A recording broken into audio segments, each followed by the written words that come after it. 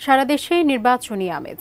কোন দলের চূড়ান্ত প্রার্থী কে থাকছেন তা নিয়ে যেমন আলোচনা, তেমনি নাগরিকদের ভাবনায় নিজ এলাকার উন্নয়ন নিয়েও।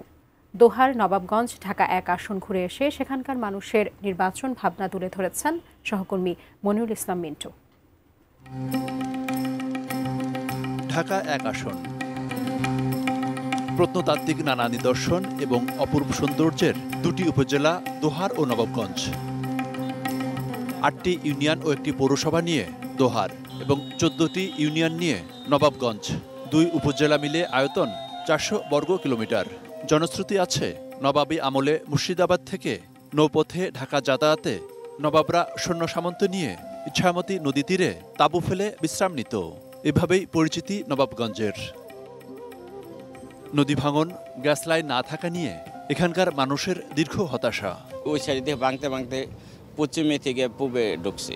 ঢাকার ১ আসন থাকতেও আমরা এখনো গ্যাস পাইনি, কিন্তু দূরের অবস্থায় অনেকে গ্যাস পাইছে। অনেক রকমের অনেক প্রতিশ্রুতি অনেকেই দিয়েছে, কিন্তু কোনো কাজ হয়নি।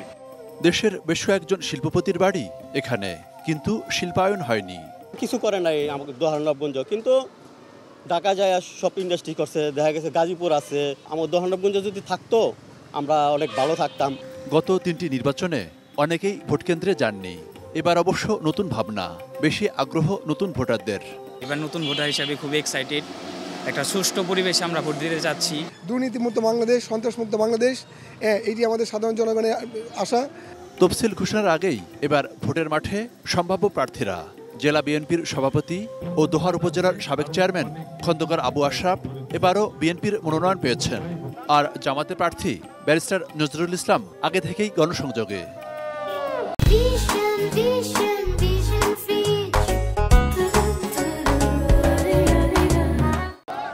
ঢাকা ১ আসনে এনসিপির সম্ভাব্য প্রার্থী হিসেবে মোহাম্মদ রাসেল আহমেদের নাম আলোচনায়। বিভিন্ন এলাকায় দেখা গেছে প্রয়াত নাজবুল হুদার মেয়ে অন্তরা হুদা সহ আরও কয়েকজনের পোস্টার। এখনও ভোটের আমেজ পুরোপুরি শুরু না হলেও প্রার্থীদের শোডাউন পর্যবেক্ষণ করছেন ভোটাররা।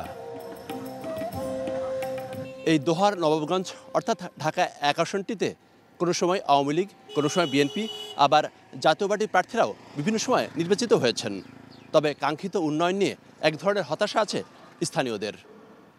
পরিবর্তিত রাজনৈতিক প্রেক্ষাপটে আওয়ামী লীগ নিষিদ্ধ হয়, এবার বিএনপির প্রধান প্রতিদ্বন্দ্বী জামাত ইসলামী। এক্ষেত্রে নতুন দল এনসিপি কতটা প্রতিদ্বন্দ্বিতা করতে পারে সেটিও দেখার বিষয়। মনিরুল ইসলাম মিন্টু, এটি নিউজ, নবাবগঞ্জ, ঢাকা।